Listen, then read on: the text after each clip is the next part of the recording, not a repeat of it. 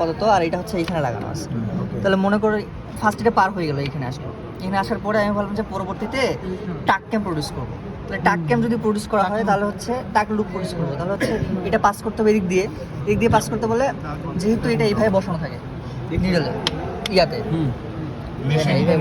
এইভাবে বসানো থাকে, এই যে এইভাবে বসানো থাকে, এইভাবে বসানো থাকে, ঠিক আছে? এইভাবে বসানো থাকে আর সিলিন্ডার এই দিক দিয়ে মুভ করে। তার মানে যখন এটা এই দিক দিয়ে মুভ করবে, ফার্স্টের ট্রাকটা যখন পাবে, ফার্স্টে এই সিলেক্ট ইয়াগুলো যখন পেকগুলো যখন পাবে, তখন কী হবে, এইটাকে সিলেক্ট করবে, তার মানে এটা একটু উপরে উঠবে।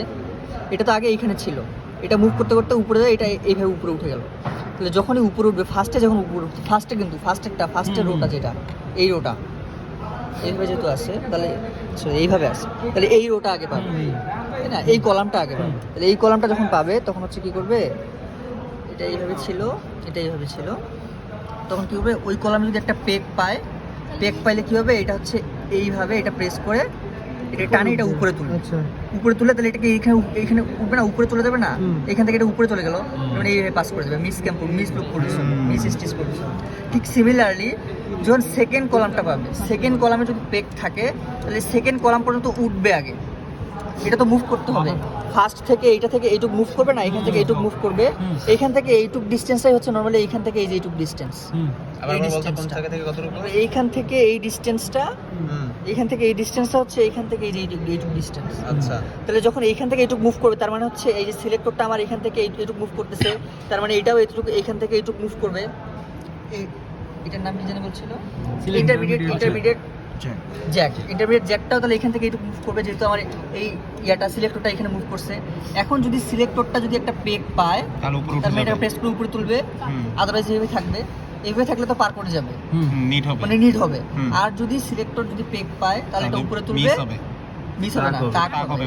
তাহলে যখন এই হাইটটা এই ক্যামের উপর পড়বে, ক্যামের তারপর তখন এদিকে পাস করবে, এই বারটা এটার উপরে উঠে যাবে, তাই না? এটা উপরে উঠে পার করে যাবে। তাহলে মিস আর টাকের মধ্যে ডিফারেন্সটা একটু বলতো, মিস আর কখন মিস কখন টাক হচ্ছে? মিস আর টাকের মধ্যে পার্থক্য মিসটা কখন হবে, মিসটা যদি আমার হচ্ছে প্রথমে আর পরে, আচ্ছা মিসটা যদি এইখানে থাকে, মনে করো এইখানেই আমার এই বারটা উপরে উঠে গেছে, হ্যাঁ, তাহলে এটা পার হয়ে যাবে। এটা কিভাবে উঠাবো? এইটা যদি ফার্স্ট কলামের যে পেকটা, এটা হচ্ছে এইভাবে থাকবে না, এটা তো ক্লকওয়াইজ রোটেট করতেছে, এই সিলেক্টরটা মানে সিলেক্টরটা ক্লকওয়াইজ রোটেট করতেছে, তার মানে এটা এইভাবে থাকতেছে। দেখলে মেশিনে যদি বসাই তাহলে এটা এইভাবে মুভ করতেছে, যেহেতু ক্লকওয়াইজ রোটেট করতেছে, তার মানে এইটা, তাহলে ফার্স্ট কলামের যদি একটা পেক পায় তাহলে এখানে আমার ইন্টারমিডিয়েট জ্যাকটা এইখানে উপরে উঠে যাচ্ছে। আচ্ছা, ইন্টারমিডিয়েট জ্যাকটা এইখানে উপরে উঠে যাবে, তার মানে এটা উপরে উঠেই পাস করে যাচ্ছে, যেহেতু এটাই তখন টাক হচ্ছে যখন এই ডিসটেন্স এইটুকু কভার করলো, এই ডিসটেন্স এইখান থেকে, মানে এই সিলেক্টরটা এইখান থেকে এইটুকু ডিসটেন্স কভার করছে, তার মানে নিডল আর ইন্টারমিডিয়েট জ্যাকটাও এইখান থেকে এইটুকু কভার করছে, এই যে এইটুকু কভার করছে।